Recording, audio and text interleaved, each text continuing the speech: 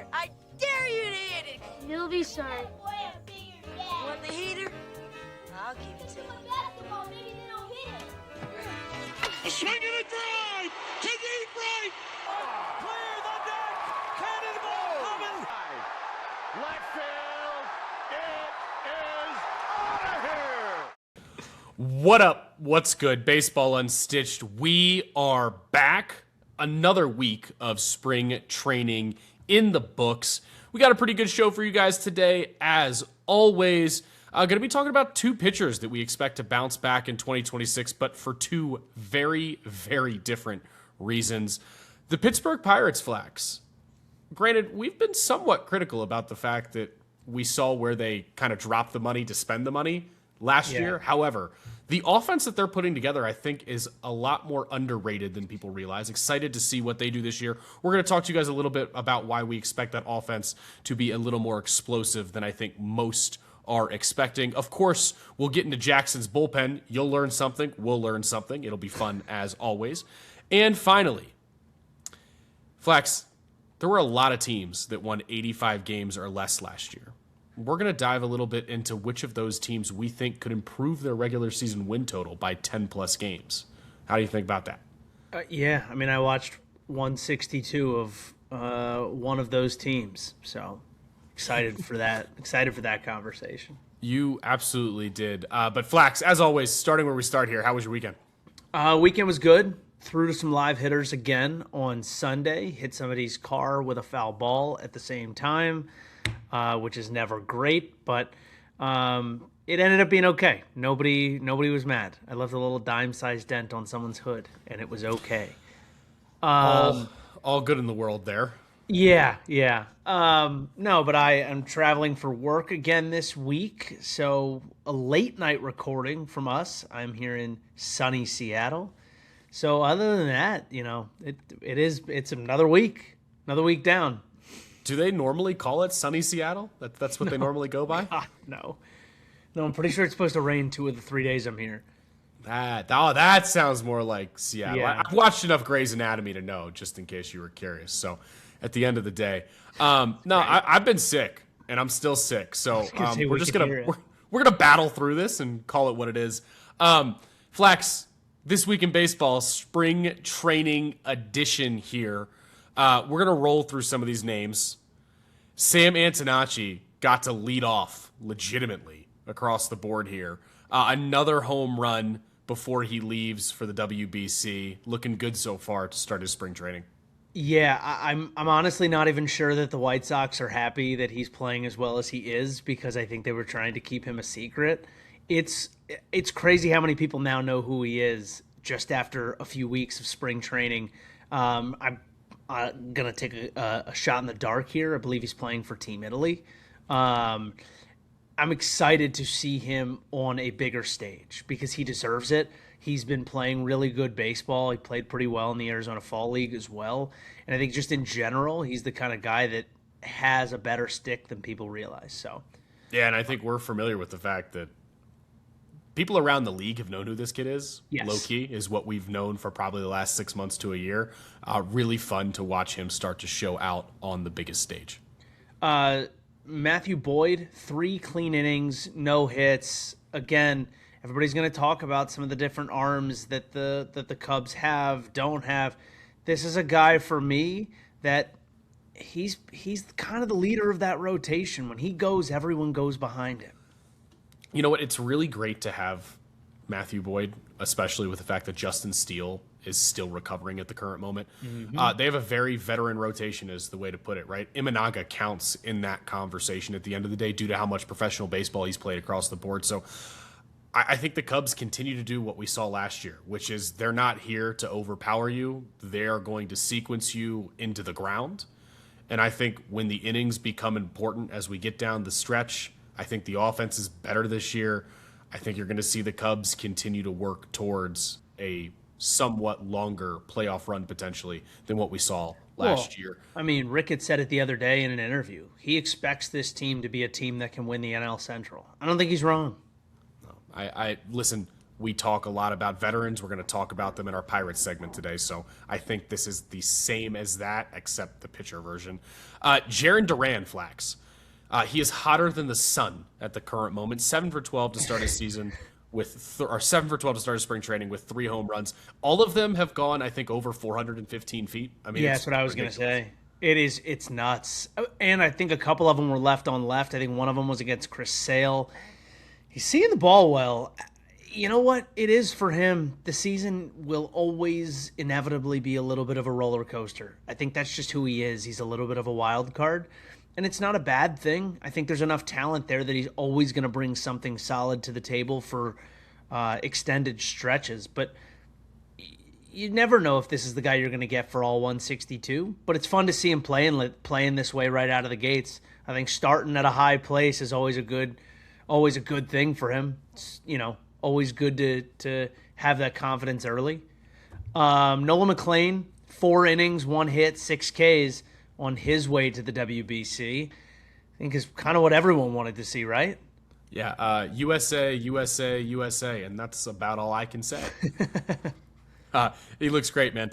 There's no question that McLean is probably who we all think he is. I think the Mets are extremely happy to see what's going on within that rotation. And we're going to, I believe, talk about another Met here coming up in that rotation as well. So we won't spoil that. Flax, somebody that you talked about this week on Twitter, Bryson Stott, 5 for 8, 2 home runs. We watched him have a beautiful left-on-left double the other day.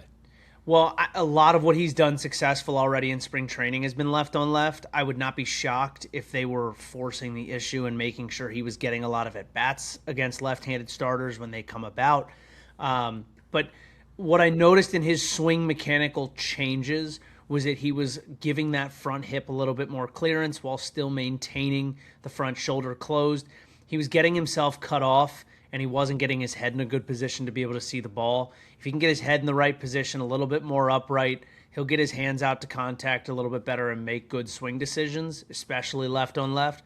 When he's making good swing decisions and he can see the baseball, he could be one of the most powerful second basemen in the game. That's a lineup where he doesn't have to hit any higher than the 6 hole, and I think that can be really beneficial. I mean, last year he hit in the 9 hole all year. If they could get him up to the 6 hole and make him into the hitter that he can be, that's a lot of RBIs. It's a lot of RBI opportunities for a really powerful bat. The other new Met you were talking about, Freddie Peralta, 3 innings pitched, no hits. Yeah, I'm a big Freddie Peralta believer. I like watching his stuff. The guy absolutely battles on the mound 100% of the time. But more than anything, I really think that this is signs of what's to come. I think for Freddie Peralta as a Met, I think he's going to haunt a bunch of teams in the NL East. And at the end of the day, this is the type of guy who I don't believe Steve Cohen is going to let leave the building at the end of this year without a contract extension. So I think that's good news for Mets fans. I think Freddie Peralta has the type of stuff that's going to play for a very long time at a high level. So excited to see what he does in 2026. Flax, Mike Yastrzemski as a Brave. Loving that, first off, for them. 6 for 10, 3 nukes.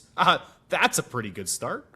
So another guy that I did a little bit of a breakdown on today, actually, what I noticed with him is a very small change, but it's something that's going to allow him to find a ton more bat speed, a lot more power, and it's going to smooth out his timing.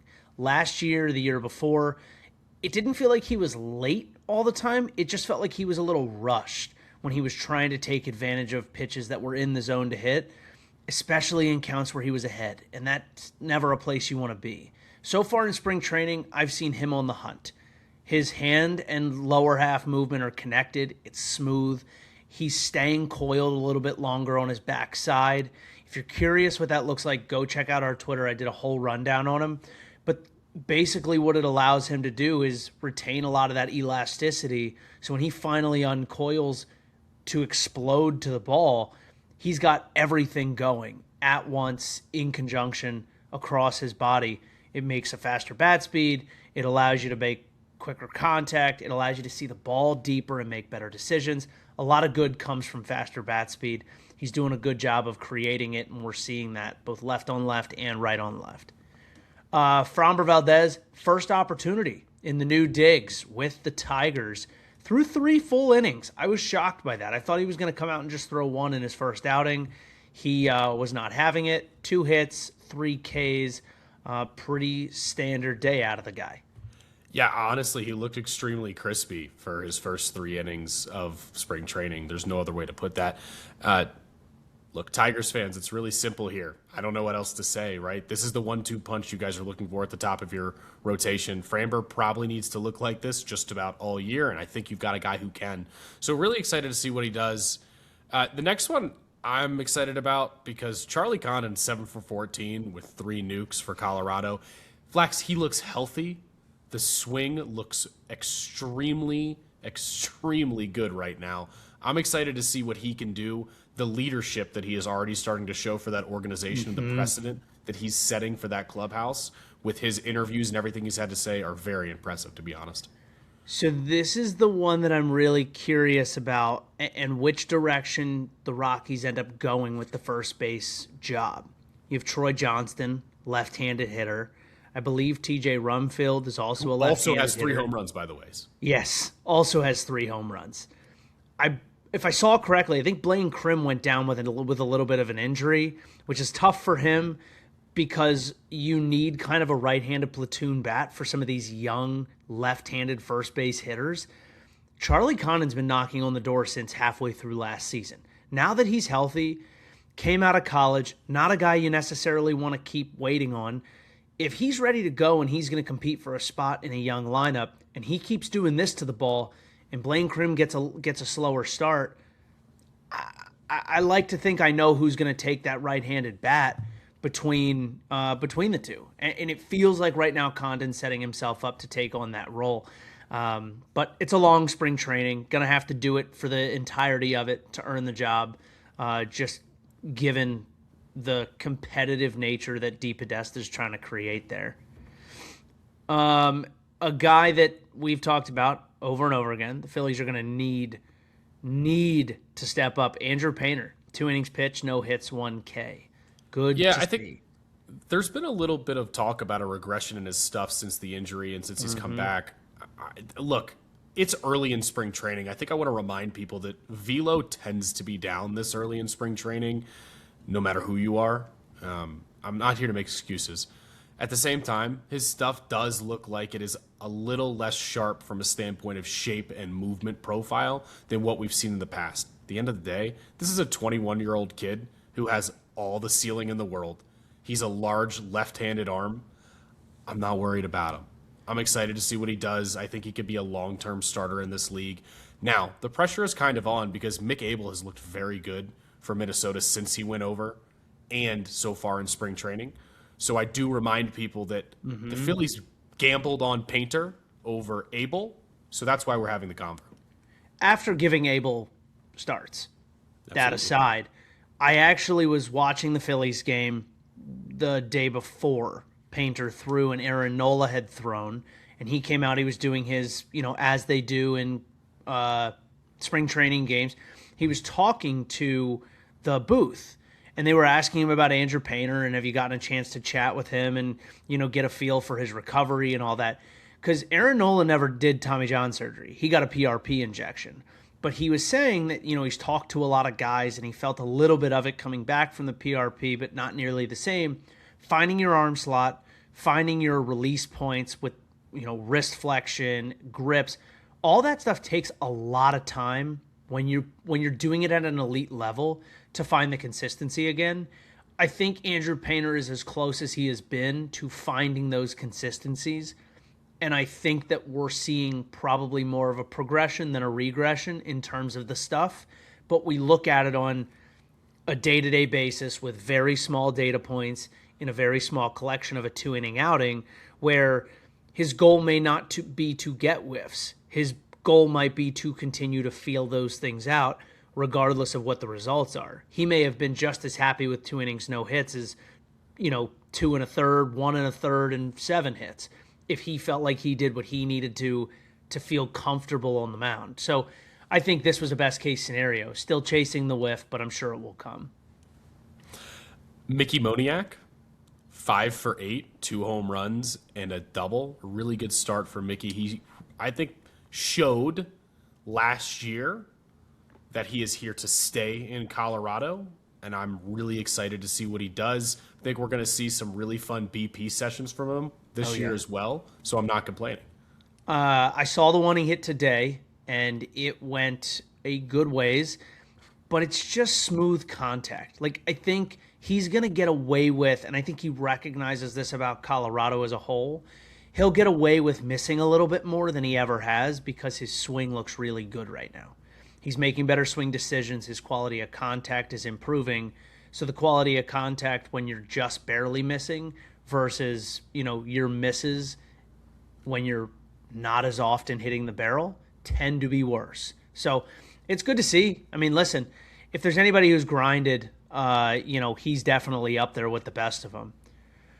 Trevor Rogers, 3 innings pitched, 1 hit, 3 Ks. It was about as good as you could hope. I think it's one of those things for Orioles fans where every time he goes out, you're like, is this the one?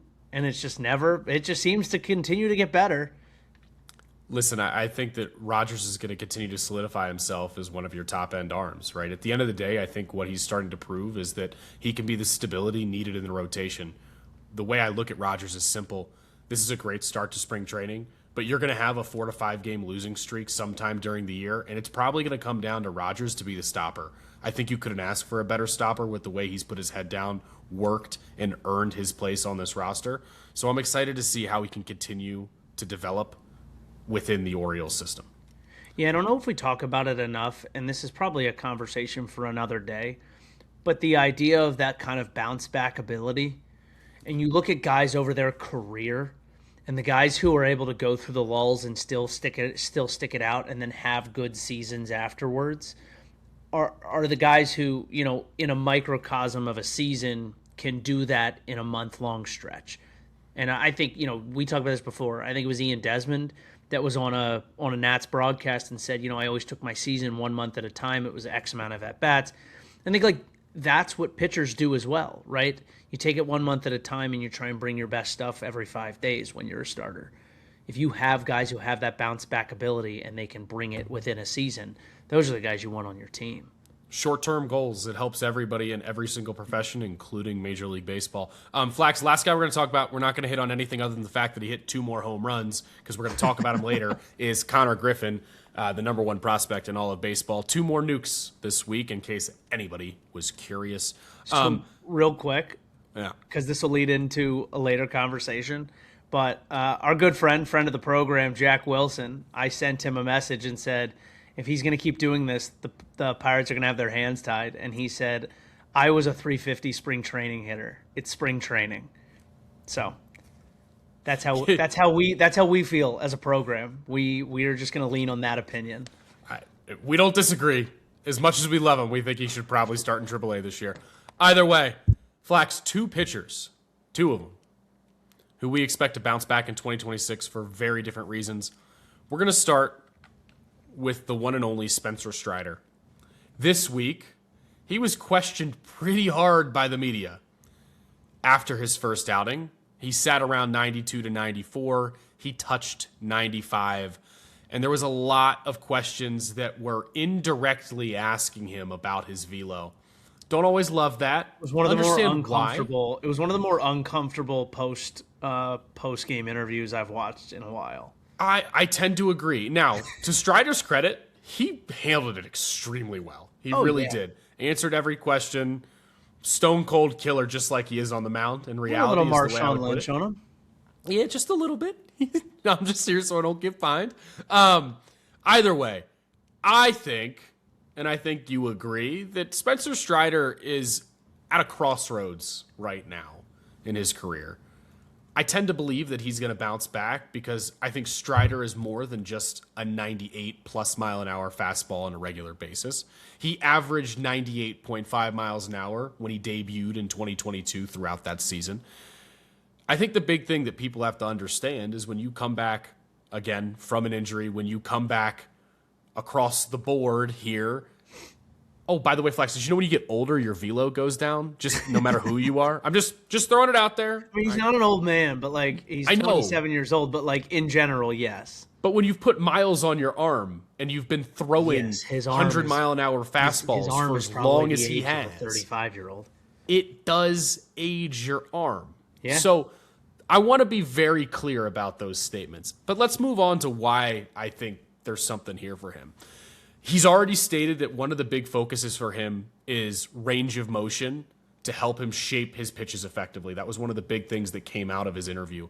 I really love to hear that because what that's telling me is he's getting into a new mindset. If you look up a lot of things that Greg Maddux had said later on in his career, is he thought he had his best stuff and was at his best as his velo started to fade because it forced him to become an elite pitcher and not rely on the stuff beating guys. I think Strider is already slowly moving towards that mindset because the reminder for everybody is more than likely the intensity is going to go up. I bet you he sits closer to 94 during the regular season. A 94 to a 96 mile an hour fastball is more than enough at the major league level if you know what to do with it. Additionally, when you look at his movement plots over the last 2 seasons, again, somewhat cut short, his curveball and his slider are as depthy as they've ever been. I think that's something that he is very much so doing intentionally. And his changeup is also as depthy as it has ever been. I'm really excited for us to get some more data on his changeup, curveball, and slider as we move into the regular season because I think you're going to continue to see this progress actually a little bit more. Additionally to all of this, Flax, even though the four-seam fastball has a little bit less carry, it still has an elite movement profile is what people are forgetting. He doesn't have to throw at 98 to have that elite movement profile. We still have over 20 IVB on a regular basis, and it still has a good 10 to 14 inches of arm side run. This is a guy who can absolutely rip the fastball. I think it's something where rather than him throwing it 55% of the time, we're going to see him throw it more like, 45 to 50% of the time. And the mix that he throws with is going to be more consistent. Well, I think that's really what it is. You know, when it comes down, I'm trying to think about the best way to say this. In my brain, as a hitter, there's 3 big things that pitchers can do to get me out and make me think. Number 1 is velocity, right? Velocity is always the biggest one. If a guy throws really hard, you're getting up to the plate, you want to make sure you're on time for the velocity. It is what it is. But the next 2 are sequencing and location. If you can throw the ball wherever you want and you can command 3 to 4 pitches and you have the ability to sequence them so that when you see a lineup 3 different times, all of those hitters truly know they could see any of those 4 pitches in any count, right? You get behind a guy, throw a 2-0 changeup where you want to throw a 2-0 changeup. You get ahead on a guy, throw a fastball in at 93 to 94. It doesn't have to be something that you know he's going to blast. It's something that you know because you've slowed him down, you can now speed him up. You can leverage a good fastball profile in the right sequence along the right pitches to make it play like 97, 98. And I think that's the difference in how the fastball gets used. We might still see it 45% of the time, but that changeup and is rightfully go so, to be fair, right? Rightfully so. Every pitcher in baseball should be trying to do this every single year because unless you are Paul Skeens, which, by the way, he is always trying to change these things, which is what makes him so good, but unless you have life and movement on stuff plus command, you're not going to be able to last more than 3 or 4 years doing the same thing, even at that elite level. So when you're Spencer Strider and you're going in and out of injury and you're losing some velo, leveraging a changeup instead of 5% of the time, let's get it to 10% of the time. Let's use the curveball a little bit more. Let's even out the distribution to righties and lefties, which he already does a really good job of. And if we're comfortable throwing right on right changeups, let's give some righties something to think about. Instead of going upstairs with the fastball all the time, which is where he lived and did so much damage with 2 strikes, let's use the changeup and the fastball at the bottom of the zone. Let's get some looking strikes on fastballs that hit the knees that guys just can't pull the trigger on a 2-2 count. And I think as you started to see guys' careers progress in the past that threw really hard and lost some velo, that's what they did. Bartolo Colon talked about this all the time. And I always go back to an interview that Sonny Gray did. And Sonny Gray talking about how influential Bartolo was for him. And he always said, and I want to say it was it wasn't in Oakland. Where was it? But either way, he said he was very influential on him, and he said when you learn how to get strike threes called with your fastball, you'll be able to pitch in this game for a long time. And now you watch how Sonny Gray gets half his strikeouts, and they're front hip sinkers and backdoor sinkers to righties and lefties. And it's disgusting because he's not living off velo. He's not living off an insanely tight spinning 12-6 curveball all the time anymore. Or a wipeout slider in this scenario, right? Because we know that Strider for a very long time, his stuff was so good that he could come at you with a 98 to 101 mile an hour fastball and then throw the wipeout slider and you had no chance. And tunneling the high fastball with that tight slider where guys truly can't differentiate the spin is almost an unbeatable combo, especially right on right. But when you don't have the 98 mile an hour fastball and guys don't have to sell out to make sure that they're not getting beat up top and hopefully adjusting to the slider away if they notice it soon enough, you can't use that combo anymore. Not if you're not setting yourself up to win that way. Yeah, I think the thing I leave this on is the key to his success this year will be the curveball and the changeup. I think there's going to be an increased level of usage on both of those pitches, right? We're talking about mix. It's how do we take this 95 mile an hour fastball and how do we use that curveball that has really good depth that's going to start at the eye line of the high fastball and fall away, right? I think it's how do we use that high fastball still up and into a righty and be willing to drop a changeup that starts at a similar eye line and then falls off the table. The low fastball that you talked about that's hanging at the bottom of the zone because he still has more than enough ride to throw a very nice low fastball that hangs at the bottom of the zone, the changeup off of that pitch, the slider off of that pitch. I think Strider's going to have a much better season than people are prepared to see. I'm really excited to see what he does in 2026. Flax, tell us a little bit about Yennier Cano of the Baltimore Orioles. He had been their elite setup man for a couple of years.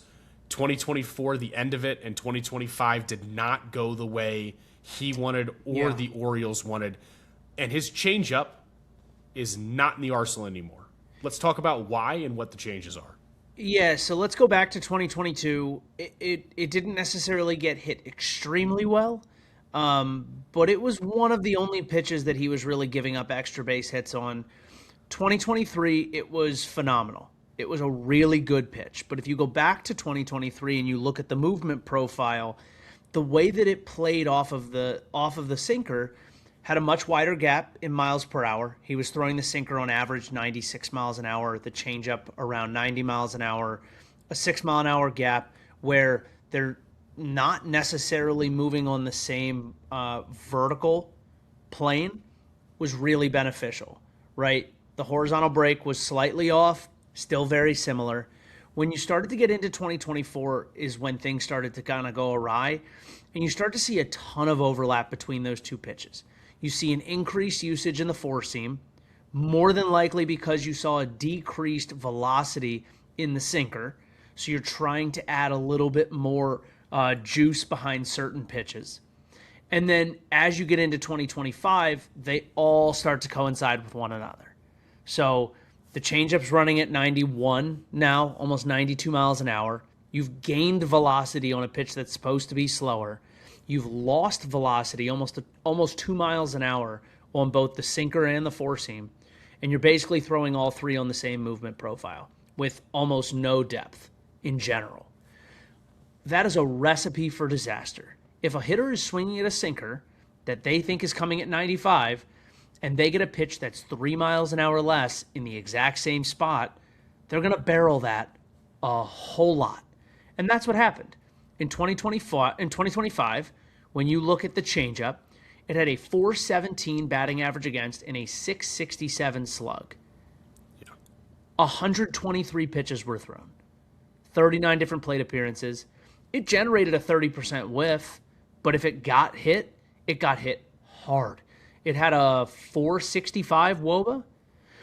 Oh, again, Juan Soto was hitting every time that he threw it? Aaron Judge. Like, it was one of the least valuable pitches I think he's ever thrown at the big league level. And so, again, talking about a guy that is generally in the zone a lot, you started to see him throw a lot more balls. Why do you throw a lot more balls? Because you're trying to work pitches like that off of the zone, not in the zone to out of the zone. And the problem with that is when teams start to get an understanding that if it's in the zone, it's staying in the zone, and if it's out of the zone, it's staying out of the zone, you're not getting swings and misses, and you're getting barrels. And that's what happened all of 2025. And I said in May, we need to get this pitch out of the arsenal, or we need to do something different. And they sent him down. He got demoted to AAA. They said, go work on this pitch. They gave him a new grip. He started to work the new grip. It started to get a little bit better, but we were still seeing the same issue. It wasn't any softer than it had started the year. It was still too firm, and it was still in the same movement profile as the sinker. So it wasn't doing a whole lot of good for him when his sinker was still getting softer. So we've now added the splitter. Curious what your thoughts are on the splitter initially. You know, for sake of people who maybe don't look at Savant as much as everybody else, when Most you people? go and look at his four-seam fastball, his changeup, and what the splitter was last year, they are basically on top of each other. And I just want to really emphasize this so that not the four-seam splitter, changeup, and sinker. Oh, yes. All of them. They're on top of each other. And the reason why I want to make sure that this is a clear statement is because the only differentiating factor at that point then becomes velo. When you're a hitter in the box, right, one of the things that Flax and I always talk about is every once in a while, you're going to swing at a pitch that you think is a fastball, but your hand-eye coordination sees the location right, and rather than hitting the fastball hard up the middle, you're going to get the barrel just far enough out to the pitch, and instead you're going to launch one to the pull side. That's exactly what was happening with this changeup and even the splitter that he started to add into the arsenal last year. All that he was doing was what we would consider speeding up the barrel. You just can't have that, especially at the big league level. So this year, which I think is excellent for him, is the splitter has 5 to 6 more inches of vertical break. That is huge for him because it's now giving more than enough differentiation to his sinker and his four-seam fastball to allow Yennier Cano to do what he was most successful at early on in his career.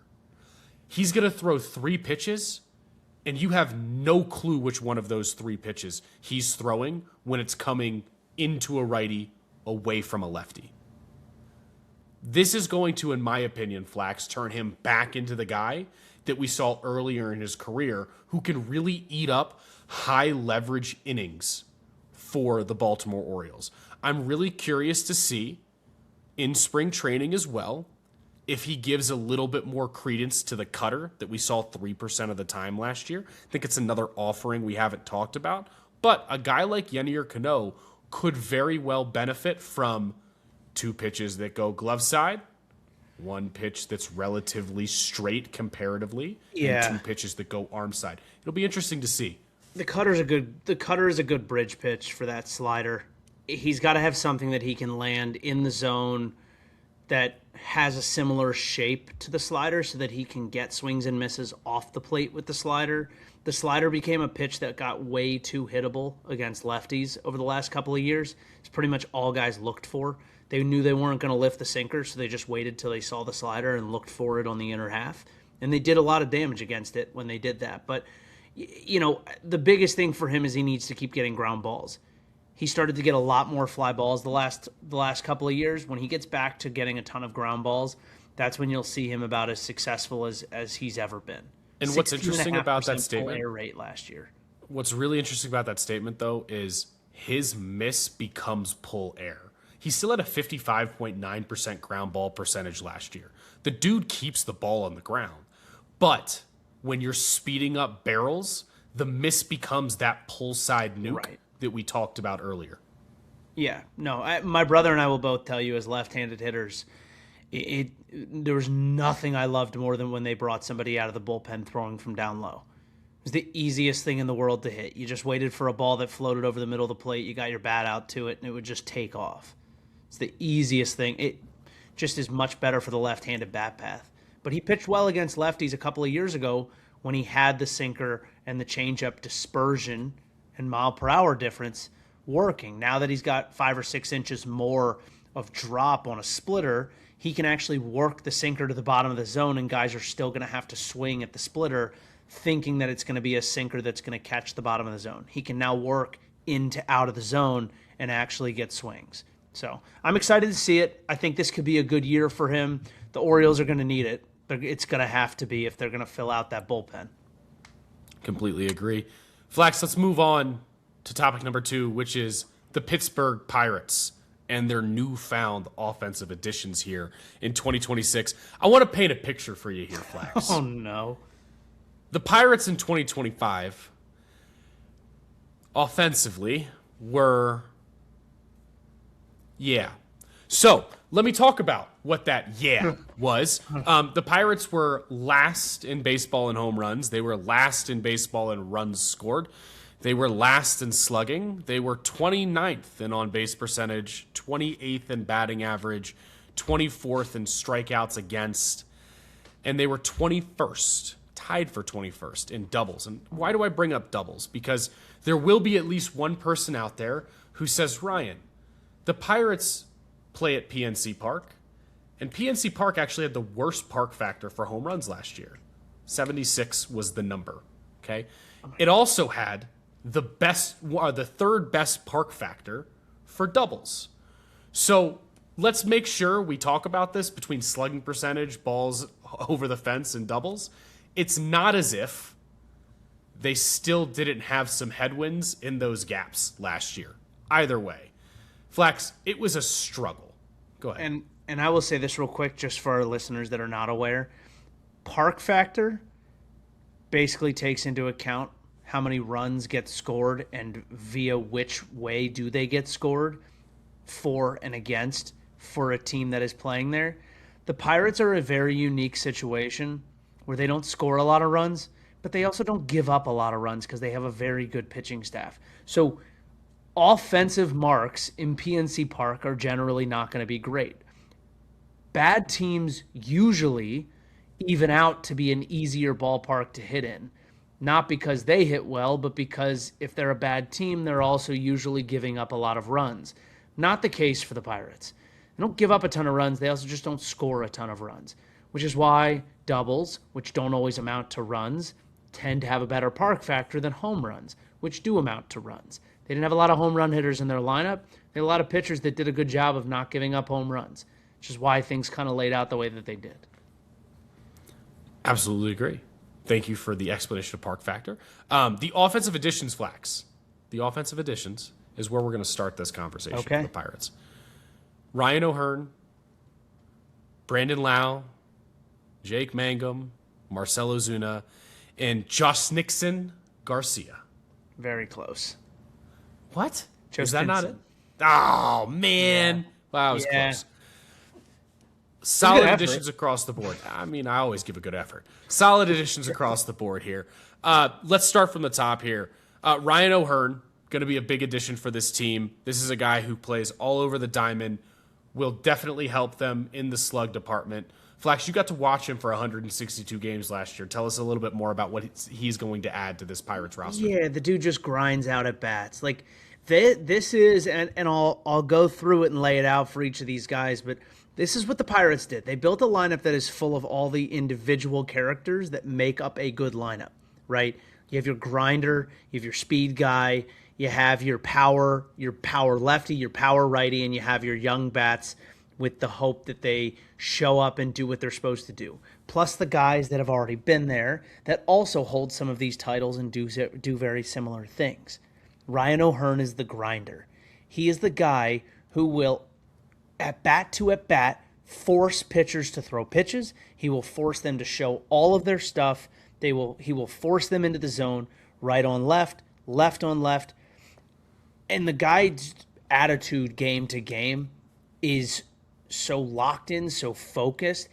He makes every hitter in the lineup better for being around him and being in the dugout with him. I just think this was one of my favorite signings for the Pirates overall this offseason, to be quite honest with you. I completely agree with you. Brandon Lau, University of Maryland kid, shout out. Yeah. Love it. Look, we're looking at a guy here who, again, helps them in a space that we know they need help in, which is balls over the fence. You're talking about a guy who hits 25 to 35 home runs when healthy a year. Regardless of his defense at second base, the Pirates weren't out to buy defense. They were out to find themselves guys who can help a really good rotation by scoring runs behind them. I think he's going to fit great in this ballpark. I think there's going to be a lot of wet baseballs that he's going to hit into the Allegheny River. Look, listen, this was a right move for them across the board is really what I'm getting at. The Pirates, if I remember correctly, and I was trying to verify my sources here, and it looks like I am correct, I believe the Pirates have had a total throughout their entire history as a franchise, one second baseman to hit more than 20 home runs in a season. Brandon Lau's done that in like I think the last 3 straight seasons. So you're talking about them adding not only a guy who hits it over the fence, you're talking about them adding in a spot that historically they haven't gotten a lot of pop out of, and it's something they need. Oh, I mean, across the board of all these guys that we're talking about, I think they're adding 65 home runs. I have the number for us later. Oh, okay, great. I love that. Next guy on the list is Jake Mangum, and there is not a whole lot more you and I can say about Jake Mangum that we haven't already said on this podcast 1,000 times. His level of care as a baseball player, his level of the best word I can use is gratitude for being on a Major League Baseball field and getting to wear that uniform. You can see it in spring training. He's already changed the way the game gets played offensively, defensively. He's throwing guys out from right field. He's stealing bases. They're doing first and third plays. He's the guy who changes the way you get to play offense, right? There's a lot of teams that are very 1 to 2 dimensional as an offensive team, right? It's home runs, it's 2-out singles, it's sac flies. He adds the dimension of speed. He adds the dimension of set plays that you can play, that can exist.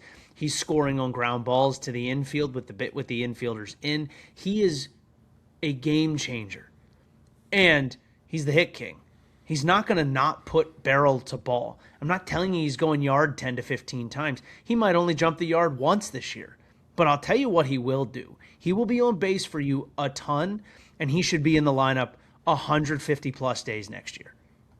Yeah, I agree. The mayor is the mayor, and he always will be. The last 2 additions that they made were Marcell Ozuna and Justinson Garcia.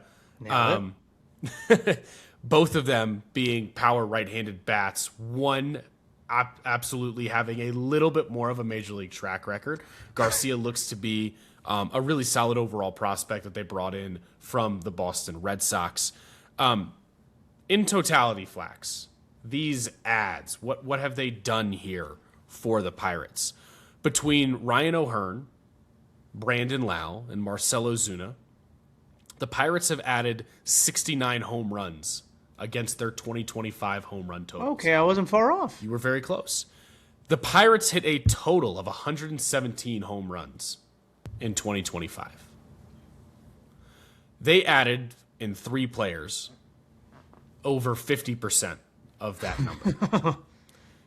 Additionally, both Brian Reynolds and O'Neal Cruz are coming off their legitimately worst production seasons of their careers. By a lot. So there's this combination that's going on here that I don't think people are totally paying attention to. We would already expect both of these players to regress towards the mean. Everybody has a down year. It is part of baseball. When you add this much additional protection within the lineup, or let me rephrase that in the Pirates case, unfortunately. When you add other bats that you simply have to worry about up and down the lineup, it's going to get both those guys more pitches to hit. To me, it now guarantees what I expect to be a regression towards the mean for both of these hitters. I think that is huge across the board for the Pirates. Yeah, I mean, the biggest thing here when you look at it across the board is there's probably still one or two holes in the lineup. We're not out here trying to tell you that this is going to be stacked up against the Dodgers lineup and these guys are going to go out and be, the next version of the Bronx Bombers. But this is far more well-rounded, and it's a team that, again, doesn't need to put up 7 runs a game. They do have a good pitching staff that will keep them in ball games. It's not just Paul Skeens that exist. They do have bullpen arms that can get outs. This is a younger ball club than people realize that is still in a growing phase, but it's very clear that the feeling around that clubhouse is different. It's excited, and it's going to continue moving in the right direction. I liken it to the same thing I said about the Marlins last year going into the season. They're going to play fast, young, exciting baseball. They just are because they don't know any other way to play, and that's who the guys are that they got on their team. Right? Like that's how it should be. That's how you want your roster to be built out. And if you have young guys that can show up and add to that, that's when you become a team that shocks the league and finds yourself in a wild card spot. Or it's a team that shocks the league and ends up being 5 games over 500, and you're like, wow, didn't expect that to happen. Yeah, I think the last 2 X factors to talk about here before we move on to Jackson's bullpen are really easy ones. The first one, let's just throw it out there. Yes, Connor Griffin, even in a shortened season, could come up and be a 20-20-20 guy. 20 home runs, 20 doubles, 20 stolen bases. We know that this kid is coming. Oh, yeah, he needs it like 70 seems like it's a games matter max of to do that. when, right? It seems like it's a matter of when. But the guy I really want to pay attention to here is somebody we were excited about last year who got hurt, unfortunately, again, is Spencer Horwitz. This dude's posted a career 343 WOBA in limited samples. A full season of Horwitz at something close to a 343 WOBA added to the rest of this lineup, the Pirates look like they've got at least a really good 1 through 7 that is going to come in every night and put together some really good at-bats. And again, when you add that to the rotation in the bullpen that they currently have, you're talking about a team that should improve in 2026 against what they did last year. We'll talk more about that later on because they're going to be one of the teams that we discuss whether or not they could see a 10-win improvement in the regular season. Hey. So save those thoughts because I know you have some, but I think that's where we leave you is I honestly think Horwitz, he might be the X factor that none of you are thinking about right now. So let's see what happens. Everybody's favorite segment. We learned something. Finally. You learned something. Jackson's bullpen is up. Jackson, teach us something new.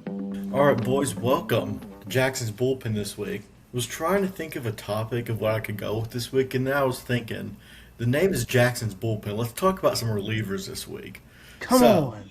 I went through probably 45 minutes to an hour of research and picked 3 reliever breakouts of guys that there's a good chance most people have never heard of before. Between these 3 guys, I have a combined about 60 innings pitched in the big leagues between these 3 guys I picked. Wow. I like all 3 of them for breakout picks. So we'll start off with Houston right-handed pitcher Jaden Murray. He was a 23rd round pick by the Rays in 2019. Was a starter at first, got moved to the pen, and was shipped over to Houston as a part of the Trey Mancini trade and the Jose Siri trade. Made his debut this year at age 28, 11 2/3 innings pitched, 1.54 ERA. Really low walk guy who keeps the ball on the ground at a good rate. But this is a guy who kind of a junk baller out of the pen. Has 6 pitches, kind of has like a fastball, sinker, cutter, changeup, curveball. Has a big sweeper as well. Mixes it to lefties a lot. Throws a bunch of fastballs to lefties and throws nothing else over like 15% of the time. I like the stuff a lot. It doesn't really throw hard, like 96. I mean, that's pretty good in the bullpen, but nowadays isn't crazy hard. But I think this can be a guy, the low walk rate I really like. I think keeps the ball on the ground there. I think the upside's there. And that pitch mix, he just has so much stuff going on. I feel like he could be a good addition to the Astros bullpen this year. Jaden Murray.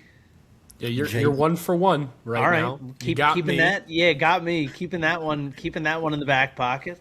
First thing we'll I look back did at was that. pull up that Savant page to see what his arsenal looked like, and the first thing I thought to myself was, "Whoa, he's got 6 pitches." And then you said, "And he's a junk baller who's got 6 pitches." So love good on that. you. Who's next? All right, next up, I got Arizona lefty Philip Abner. Philip Abner was a sixth-round pick in 2023 by the D-backs out of Florida. Was a reliever as soon as he got to pro ball. I think that was kind of the role they had planned for him. He does a really good job keeping the ball in the park. Good strikeout numbers. Made his debut last year, just tossing 3 2/3. If you watch him pitch, though, he has a really weird motion. He looks like he hides the ball well, kind of like short arm action, like it's really tough to pick up on. He just throws 2 pitches. He has like an extremely cut fastball. I think it has like +3, +4 horizontal, and then he mixes in kind of like a little sweeping slider as well. He looks like a guy that could be a high usage guy, like make 70 appearances in a year, lefty specialist. The name that came to mind was like Gabe Spear for the Mariners last year, did a similar thing. I think Abner could be that guy, make a lot of appearances, have trouble with lefties. But if you just watch him throw, there's no analytical thing about it. If you watch him throw, it just looks really weird. That was when I was watching the video, right when you said Gabe Spire, like that was who I thought of in my head immediately when I looked at his stuff. And it's just can't throw that fastball to a lefty because it will get Yeah. hit. Yeah. He's one of those Gotta guys throw where I sliders. question with how much cut he has on that fastball if he'd actually be somebody who could be eligible, who could be a good fit for a seam shifted sinker, which would be really interesting if he could all of a sudden add that to his repertoire. Yeah, that would be interesting. I think Arizona could definitely experiment with that. I'd be curious to see his splits to see if he is, in general, better or worse against lefties versus righties. Yeah, I was honestly thinking of looking into that, but I forgot in the moment because I just was fired up for the next guy to move on to. You're 2 for 2, I also don't know that it exists at the minor league level that we're going to get Also that deep true. of splits. But one day, now that we'll probably see him in the big leagues over an extended period of time, we'll get to see it, and we'll know if he Yeah. is a reverse splits lefty. Yeah. My last name, this guy has the most big league experience, and this is Toronto right-handed pitcher Chase Lee. Was a 6th-round pick by the Rangers in 2021. Moved up through the minors as kind of like a low walk rate guy. Was traded to Detroit as a part of the Andrew Chafin trade in 2024. Made his debut with Detroit last year, 37 innings pitched, and was traded to the Blue Jays this past offseason in a little minor league deal. He's a side armor. Like really low slot guy, but throws 4 pitches from down there. Kind of has like a sinker changeup as the go-to. Then he kind of throws. If you look at the Savant page, it looks just like a normal like kind of cutter, but from that slot, it plays like a ride fastball. I've seen it before. Plays like a ride fastball, and it also kind of has a big sweeper off it as well. The thing I like about him, like I said, low walk rate guy, really low walk rate, can keep the ball on the ground, doesn't give up a lot of home runs, never going to be a high strikeout guy, but I have a feeling he could make the roster there, and him and Tyler Rogers in that bullpen could both log 80 appearances in a year and just be so much fun to watch. But having 4 pitches from the slot, it's not submarine, it's more of just a true like sidearm, maybe a little bit below. But he's a really weird pitcher that I feel like could be effective in pro ball. That's a wild sweeper. I love that you just picked 3 names that none of that Ryan and I like. I watch probably too much baseball. I didn't hear of a single one of those guys. I didn't watch it, and like you were right, like very minimal innings thrown. But you'd have thought I would have come across maybe a Tiger's arm. Watched a lot of Tigers baseball. Like maybe one of these guys. Nothing. So thank you for educating us. Chase Lee is just like what I try to be in men's league with more swing and miss. Like that's literally what 100%. Chase Lee is, which is what's hilarious, right? He's got some type of cut on that 4-seam fastball. He's got some sink going. It's kind of funny to me, so we'll leave it alone. Yeah, and that just like was making me think as a whole, to be a reliever, you just have to find something that's weird. Find something that's abnormal. With like Abner, just like the weird arm motion. With Lee, it's just kind of the weird arm angle. And then with Murray, just throwing 6 pitches out of the bullpen. Just being able to find something that's different, something to go out there for an inning and keep the hitters off balance enough. I have a feeling all 3 of these guys, none of them I think are going to be high strikeout guys, but I could see all 3 of these guys being 50, 60 appearances out of the pen, around a 3.54 ERA, which every team in baseball will take. I think one of the most important things that each of these guys have is they're in the zone. And I think that's a really important thing to talk about when it comes to relievers, regardless of how funky you can be, regardless of how much you throw at people. Out of the bullpen, you can't walk people, and none of these guys do that. Yeah. Agreed. Jackson. Hope y'all enjoyed that one. That was a really fun one for me to make. I was going through roster resource on Fangraphs for a long time, just trying to find names that I could talk about and find fun ones, and trying to find guys nobody's ever heard of before, because that's my favorite thing to do. But thank y'all for having me on this week. Let's have a good rest of the episode. And real quick before you go, quick shout out to the Bucks. Sweep this weekend of Quinnipiac. Big time. Yes. Really Absolutely. love to see that. Need it heading into conference play, heading into a tough midweek.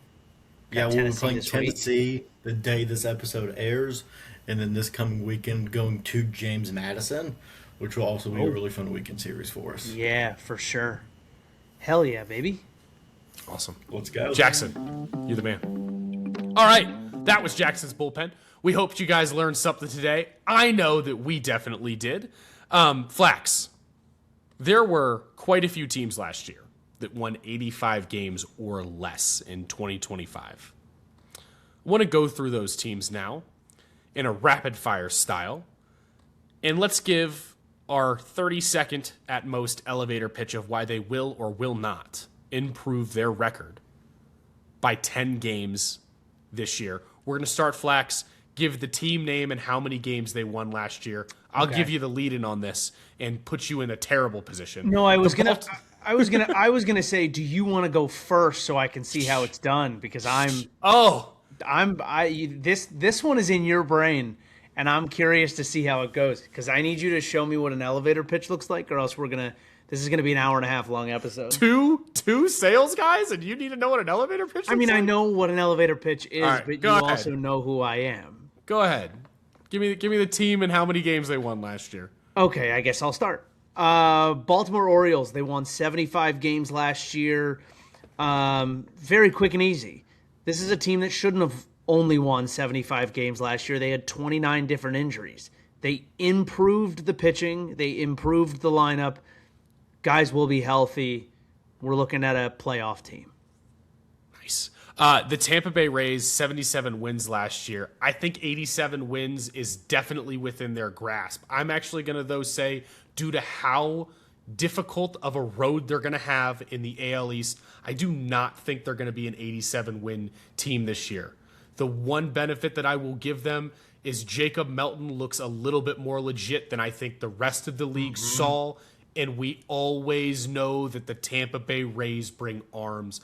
I'm going to be no on them getting to 87 wins next year, but hey, it's the AL East, baby. You never know. Flax, get on the next one. All right, AL Central, Kansas City Royals, 82 wins last year. Do I see them getting to 92 wins? I'm going to say no, but I do see them getting above 500 and probably still winning the AL Central division, because I think that division's going to do what it always does to each other. It's going to beat each other up. You got Maikel Garcia, you got Bobby Witt Jr., you got Vinny Pasquantino. They're going to bring it, no doubt. And I think on the mound, you're going to get Noah Cameron healthy back. You're going to get, Cole Reagan's back healthy. They're going to work alongside Michael Wacha, Seth Lugo. It's a really good rotation that no one's talking about.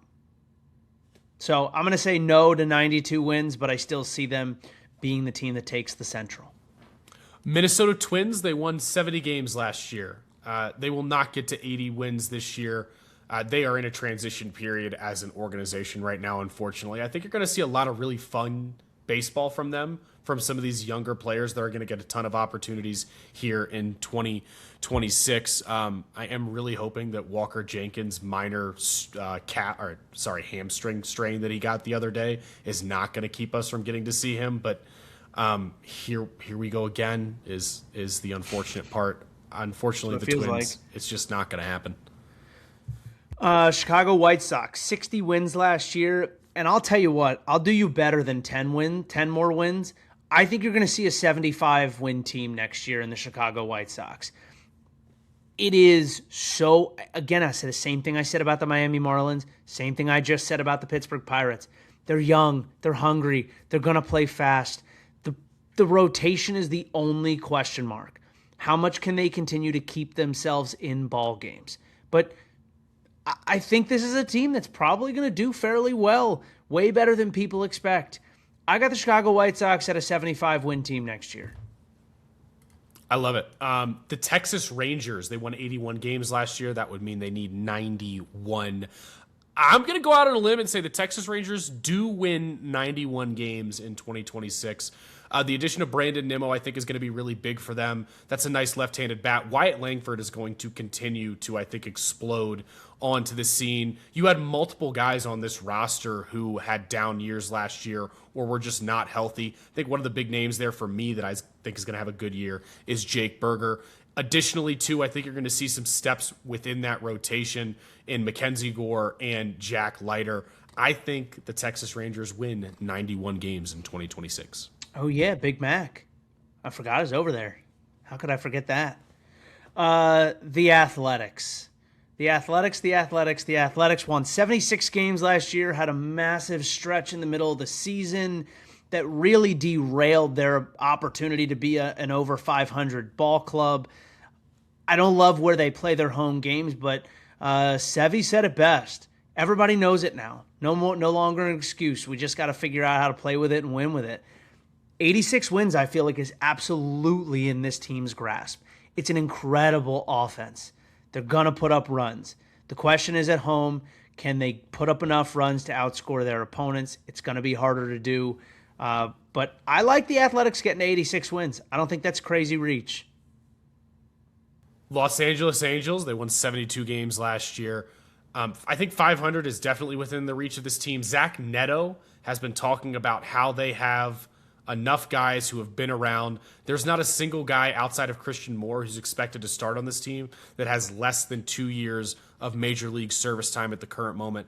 However, I think due to the division they're in, I think due to the rise of a team like the Athletics, and the fact that I think the Texas Rangers are going to win 91 games, I just don't see the Los Angeles Angels making it happen. I will tell you that the linchpins for this team to potentially win 10 more games than they did last year is going to come down to the back end of that rotation in Grayson Rodriguez and Alex Manoah. Grayson's got to stay healthy. Manoah has to look something like his old self at the end of the day.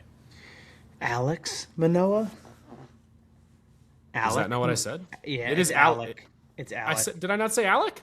Get you a guy who can commit to the full Alec name Alex, and that'll be a guy that I'll commit to for a full season on the mound. Isn't that crazy to think about their service time on the roster, considering how many guys they've had starting in the last couple of years that were nowhere near that? We moved to the National League and the NL East. The New York Mets last year won only 83 games. They pried a playoff spot. Sorry, they pried a playoff not spot from the jaws of the postseason last year in that last week. Do I think they win 93 games? I think they've got the offense to do it. I don't know if they've got the pitching to do it. They made some good additions. I like their bullpen. But young guys are going to have to show up, and they're going to have to show up for a full 30-plus starts. And that's what's going to get really tough because it's going to be more innings than these guys have ever thrown in their lives. And I want them to do well. But I think the 90-win mark would be really generous for them. I think if they can get to the 90-win mark, they probably take the division, in all honesty, because I think it's a tough division, but I think it's a division that has a lot more competition this year than it even had last year against itself. And it'll kind of beat itself down. I'm going to say no to 10 more wins for the New York Mets.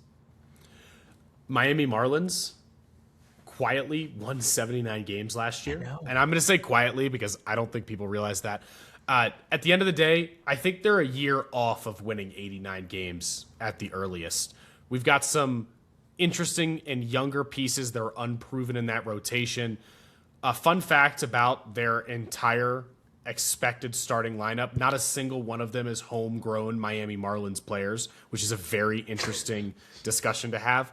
At the end of the day, this is a fun, young offense, and they've got some really, really solid young arms and some interesting plays, and a guy like Chris Paddock, who is expected to be in the rotation. I do not see them winning 89 games in 2026. Chris Paddock, what a call out there.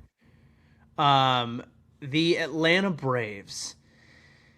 The Atlanta Braves are interesting. If their pitching shows up, they won 76 games last year. Their pitching was hurt all year.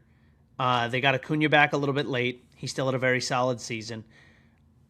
I think to say that Atlanta is gonna win less than 86 games sounds ridiculous. They still have an immense amount of talent.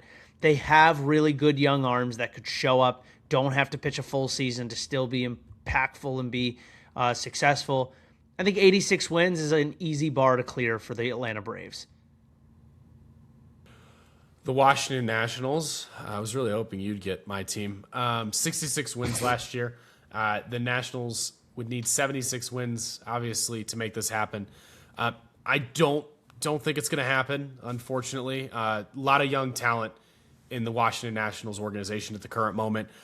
I think this team is, unfortunately, a ways away with front office changes and all the things that have been happening within the organization to heavily competing. I think 76 games is a stretch for them at the current moment.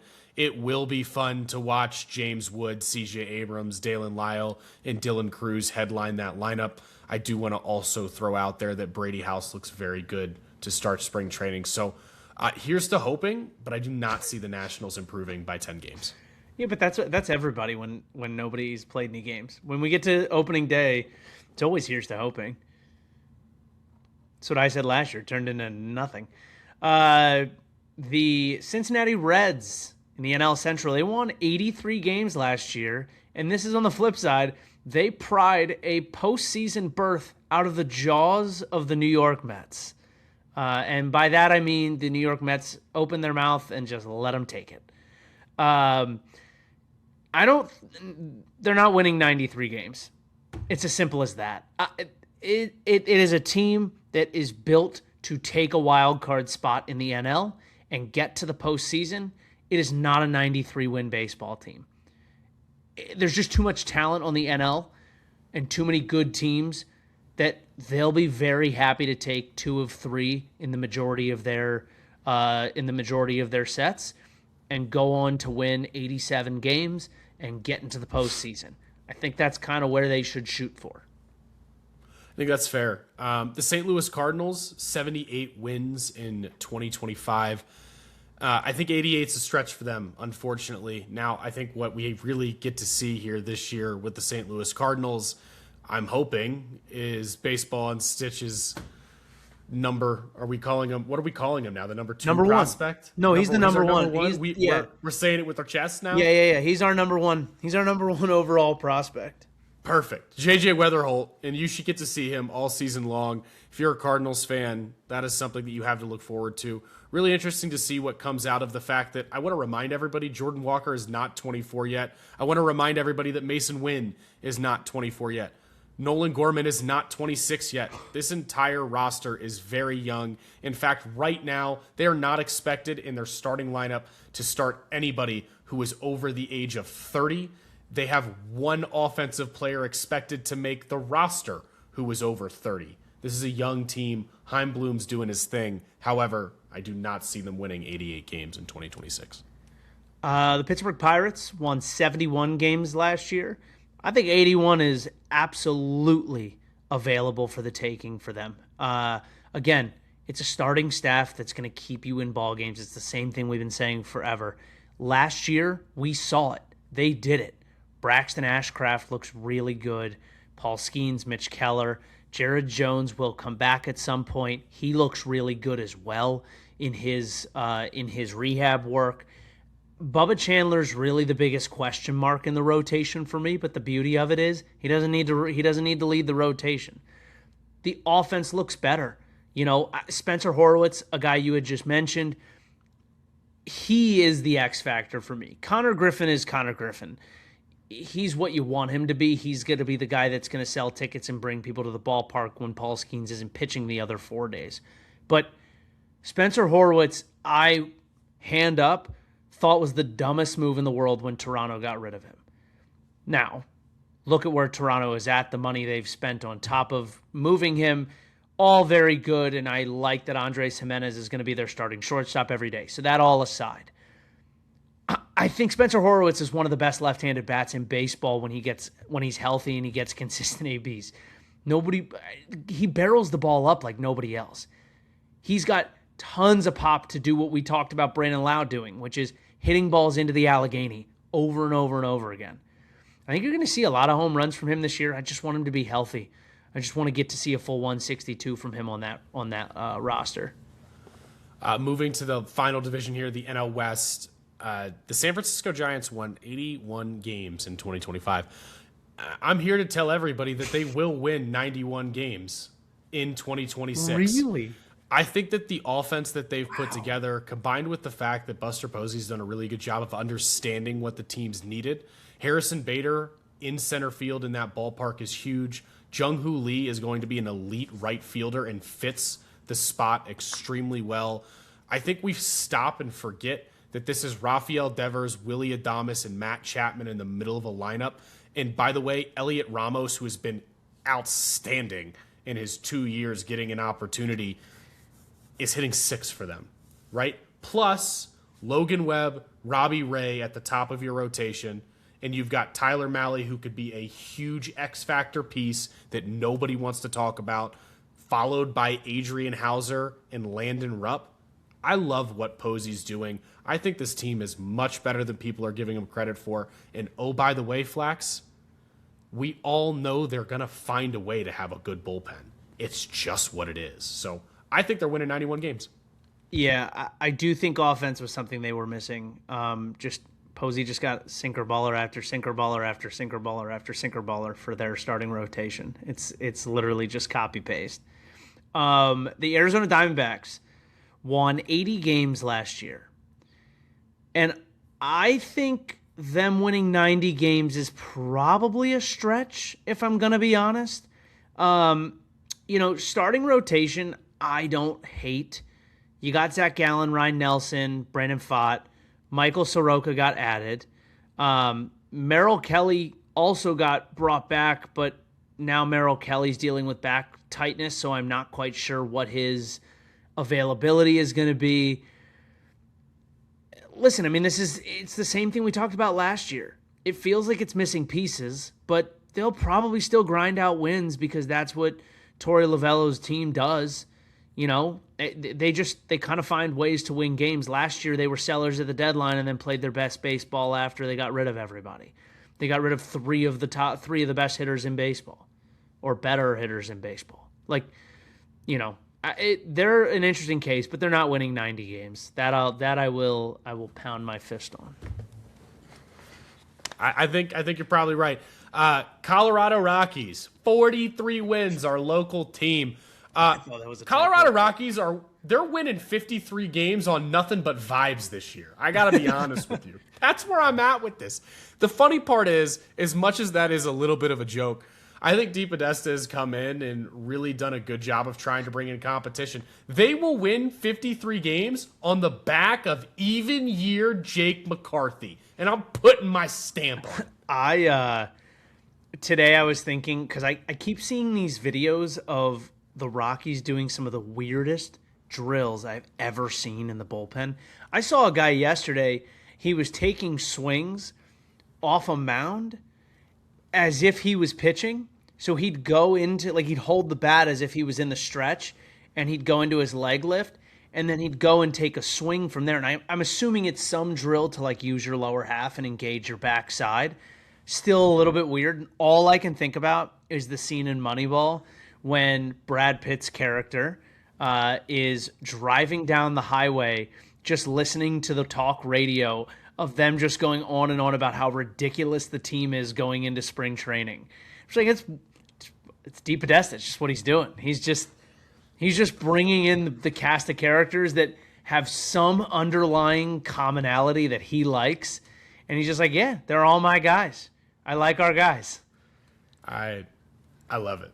I love everything about it. Flax, final thoughts here as we end the show. Mine are pretty simple. Rock Chalowski and Will Gasparino are unstoppable. They are Captain America and Iron Man. And if you're somebody else in college baseball who is unfortunate enough to have to pitch to either of them, you should do this. Put up Give four the fingers. four and toss them to first. Yeah, like face anyone else. Yeah. So there you go. That's all I got. Will Gasparino hits in the 8-hole, by the way. Double cleanup, bro. Double cleanup. And he will continue hitting there because UCLA's coach said, other people will call me crazy, but imagine having to face that guy when you get to the 8-hole. And I don't hate that. I kind of love it. It's like when Ike Irish comes up in the 7-hole when we're playing MLB The Show. Yeah, well, it's King Ike. My final thoughts, Dennison went into Kentucky, played 3 very good teams, swept the weekend, won the weekend 32-5. They played very good baseball, moved to 4-1, and they are, as they were last week, number 5 in the country right now. So that'll be my final thought for most weeks for you guys. Will just be an update on what's happening with Dennison baseball. I love it. As always, guys, we appreciate you hanging out with us, listening to the podcast. Don't forget to share the podcast with your friends, Spotify, Apple, or YouTube. As always, too, come follow us, say what's up to us on socials, Instagram, X, TikTok, and YouTube Shorts nowadays. So we appreciate all of you guys hanging out with us. That's becoming more of a mouthful. If you guys have social media, we're there. Yeah, that's where we're at this point. I'm pretty sure that my stories also share to Facebook, but we're not on Facebook. Maybe when we turn 35 and we're doing this, we'll open up Facebook. And with that, as always, have a great